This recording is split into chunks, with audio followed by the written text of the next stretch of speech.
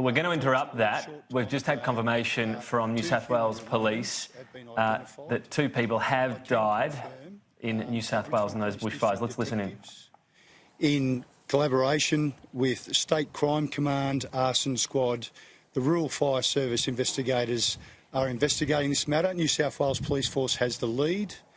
The coroner has been advised by detectives of these deaths, and a report will be prepared for the coroner in relation to the deaths. I can also confirm that this was the Long Gully fire where the property was impacted upon on Tuesday. At this stage it is deemed not suspicious, and the Rural Fire Service Commissioner will talk more to that as well. In relation to Richmond Police District detectives, we have no further information in regards to the families. To a wider extent, the families have certainly been apprised, and close family liaison has occurred today. I can confirm a 77-year-old male and a 68-year-old female are believed to be the people that have died at this premise. Commander, can you, it seemed that they've made an attempt to try and get out, and that just where it was so remote that may have been what got them in there? Oh, look, certainly the circumstances around the deaths, the unfortunate deaths of these 2 people will be subject to an extensive investigation, and those circumstances will certainly be reported to the coroner. Can you explain, were they found inside like a homestead or a structure in the house, or were they found outside of a structure? I'm advised they were located inside a residence. Do you know whether it was their own residence or somebody else's? We're yet to confirm that. Commander, what about just in the fires and the damage that it's caused? You've been out there, you've seen it. The suggestion is it may have been deliberately lit. What would you say to the people that are responsible, or what type of action? So I can certainly confirm this fire, the Long Gully Road fire, is not currently deemed suspicious. It has been running for approximately a month. We've been dealing with this as a community, as emergency services, specifically the RFS and the Northern Rivers and New England emergency services have been dealing with it for a month. So I can confirm this specific fire is not suspicious. Certainly we're concerned. The fire conditions, the weather conditions we've had have been significant.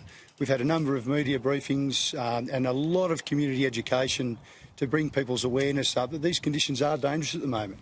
So we're certainly asking people to take real note of the information the RFS is putting out there in terms of warnings, ensure bushfire plans, survival plans are in place, and be well aware of the current conditions. Do you have any persons of interest in regards to the fire burning near where we are? No, I haven't at this stage. Again, we discussed that earlier this morning. We treat all fires with suspicion until proven otherwise, and they're subject to investigation. At this point, we do not have any POIs. Can you tell us what type of resources were used in the search yesterday for the missing people? Certainly. So a significant number of local police were deployed, Rural Fire Service, Fire and Rescue New South Wales, SES, and specialists from our forensic services group. What's made you decide that the Long Gully fire is not suspicious, being that you start from that position of suspicion? Is it looking like a lightning strike? So the Rural Fire Service will brief you on that shortly, but it certainly has been deemed for some considerable period of time non-suspicious. Confirm, Carl, you've got some detectives here from Sydney as well? Yeah, we certainly have. So Richmond Police District detectives have got the lead on this matter, but we've been ably assisted by the experts from our State Crime Command. We've also got Fire and Rural Fire Service investigators who are assisting as well and have been for some time, and we've got our Rural Crime Prevention team as well. Has the ignition point for the fire that is possibly deemed suspicious been located, and has anything been found there that adds to that? So I can't comment at this point. Superintendent, yesterday you were talking about suspicious activity, and that's why you think it is suspicious. But talk us through what that suspicious activity is. So the Rural Fire Service has received information, and clearly we look at that information as part of our investigation. But what I'll say at this point is our investigations are ongoing, and until we determine and report these matters to the coroner, we'll leave it at that. Yeah. Thank you very much, Commissioner. Thanks. I don't think we need a tag. We all know you quite well. Just want to come to take a step forward, sir. If that's okay. We need those down a bit, boys. You happy with that? No? Good. When you're ready, Commissioner. Okay. Yeah, so this afternoon, as Superintendent Lindsay has indicated, tragically we've identified the remains of 2 people that were unaccounted for throughout today, and the police, through their forensics team and their investigative team, have done an extraordinary job leading the investigation to find those last 2 people that are unaccounted for. It's a tragic outcome. It's a horrible outcome, but a sobering reminder, a truly sobering reminder of the ferocity, these dangerous and destructive fires that we've seen burning across northern New South Wales for months now, and certainly in recent weeks have turned deadly.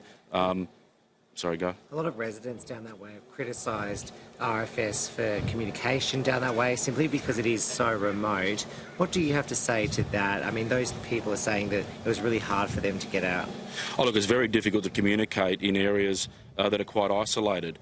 But my travelling around down through areas just south of here at Casino is hearing residents that they got lots of messaging. They heard the messages. They used their smartphone applications. They were monitoring on the website and local radio and TV, and they were responding and acting in accordance with the messages. They also spoke very much about the ferocity of the fire, the speed at which this fire came through under 70 and 80 kilometre-hour winds on Tuesday was quite extraordinary. And as the commander has quite rightly said, the home, the property where we found the remains of these 2 people as a result of the breakout of the Long Gully fire that broke out and spread across the Clarence River on Tuesday and burnt right up into that Coombar area and impacted heavily on Ewingar, for example. That fire's been burning for many weeks now, and as the commander indicated, through the fire investigation process, we identified that fire was a result of a lightning strike back on the 5th of September. Unfortunately, despite all the very best of efforts and even holding the fire there on Monday, we saw some embers break out on the Tuesday and spread very rapidly in an easterly direction, roughly around the same time as the Busby's Road or the Busby's Flat fire took off as well. Commissioner, have you got any sort of information to suggest there may be more people missing? You were saying yesterday you want people to reach out. Is that still the message you want to get out? Working very close with the police here and the local commander. I think yesterday they had up to 21 people with the mixed information being unaccounted for.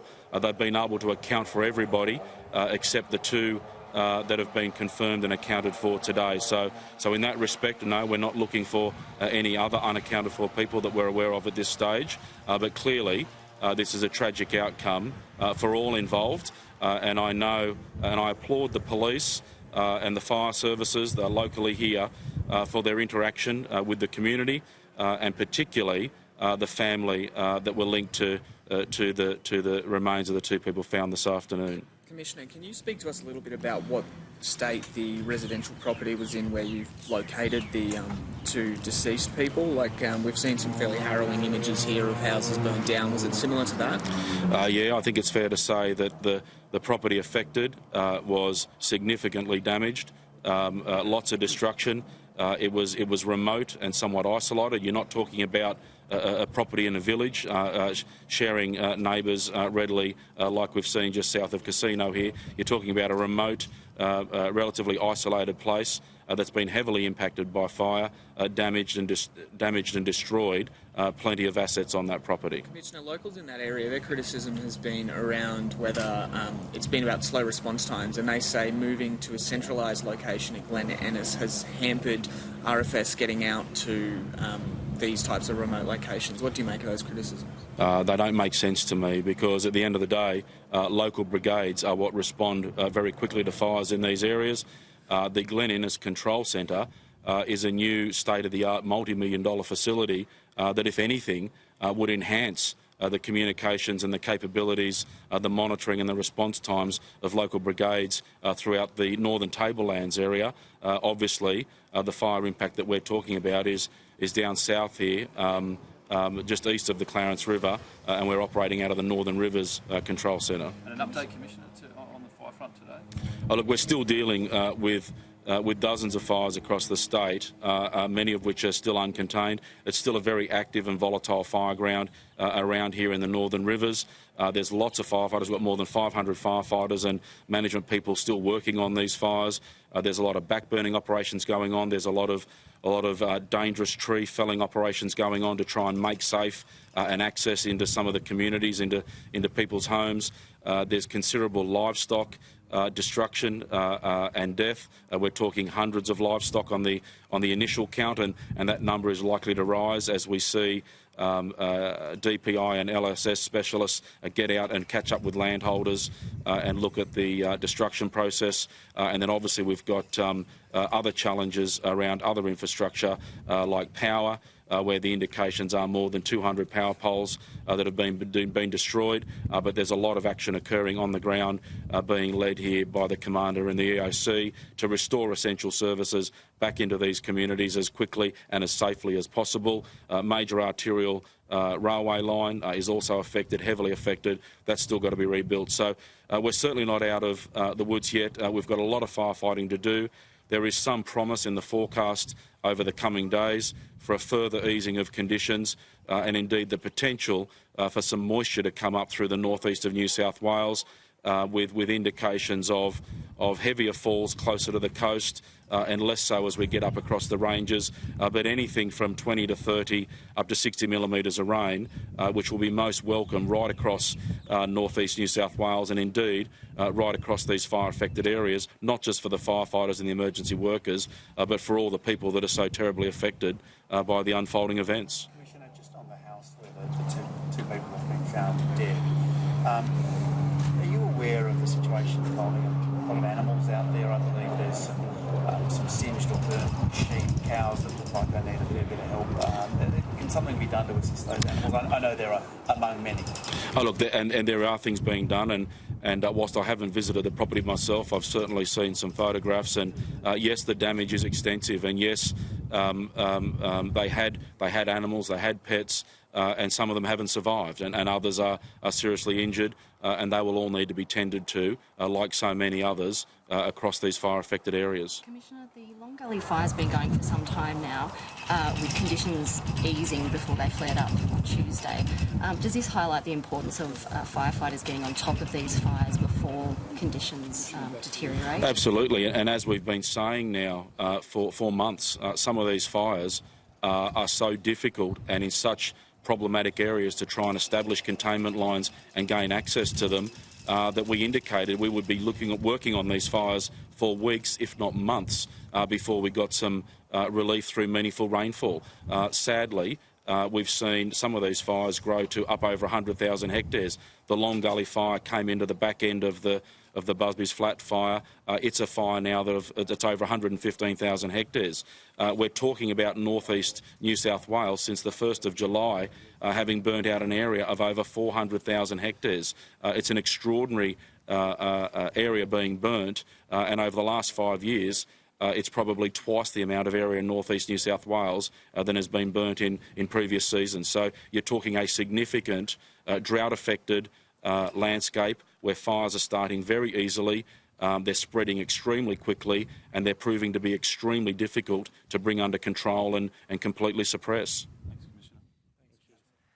An update there. Well, first of all, 2 bodies were found in this Long Gully fire. They were found outside a Busby's Flat, so this was the concern we've been highlighting earlier today. A 77-year-old male and a 68-year-old female found dead, sadly, inside their home. Police emphasising this was a non-suspicious fire, so this was one that actually started from a lightning strike on September 5. It was burning for quite some time under control, flared out of control on Tuesday, and that's when the fire did tear through several homes, including this one, so 1 couple dead. You heard the police there as well as the fire service saying they are hopeful for some better weather soon, some rain in this region to ease that situation.